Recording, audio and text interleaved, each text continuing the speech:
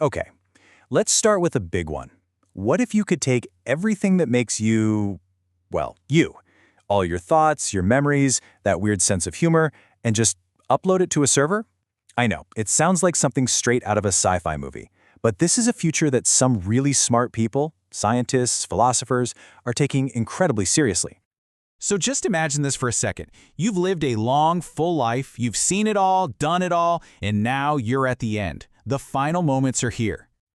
But what if, instead of everything just stopping, you were given another option, a way to keep going?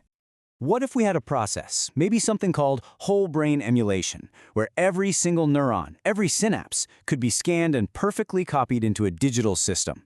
Your mind would just live on. No body, no death, just pure consciousness. Yeah, welcome to the digital afterlife.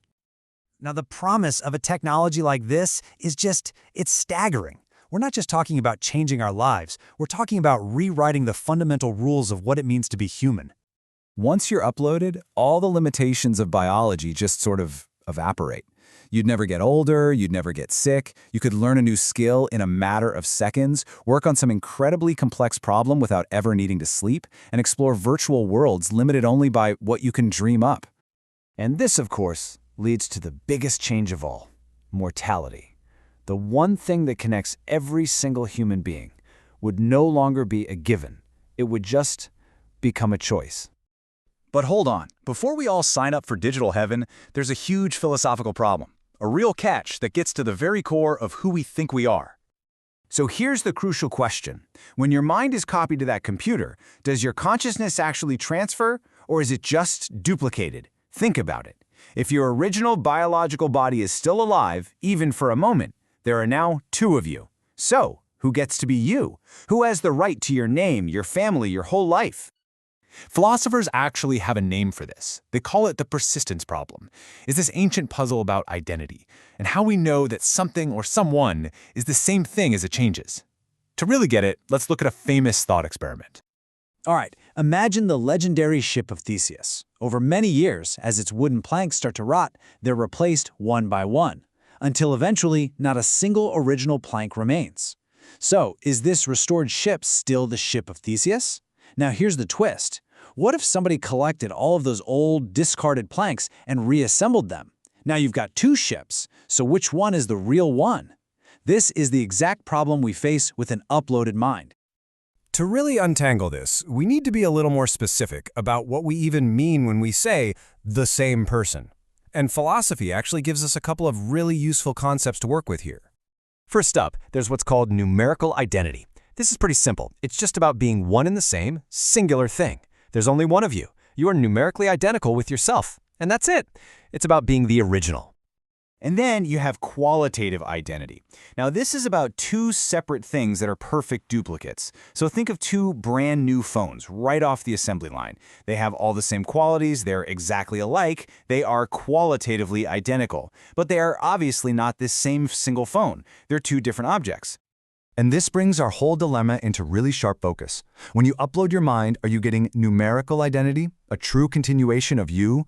Or are you just creating a qualitatively identical copy? A perfect duplicate that thinks it's you and feels like you, while the original you just dies?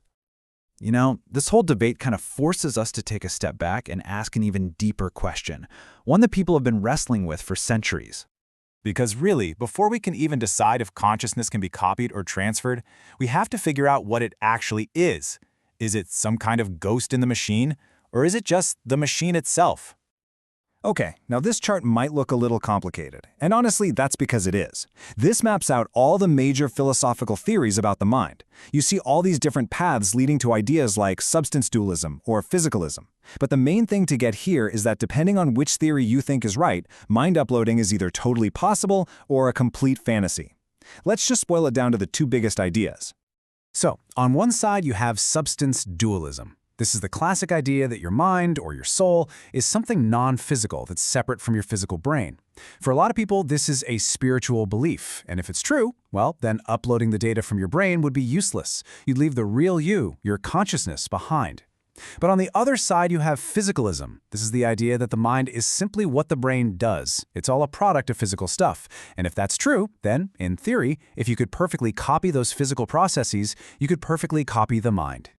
But let's say we figure all that out. The science works, the philosophy checks out, and uploading becomes a real thing. Well, the consequences would totally reshape society as we know it. All of a sudden, humanity could be split into two different kinds of people, not based on wealth, but on what you're made of. You'd have the organics, still living in these fragile, slow biological bodies. And then you'd have the digitals, living as pure information in the cloud. How would you feel knowing your entire life is unfolding at a snail's pace compared to beings who could live 1,000 years in a minute?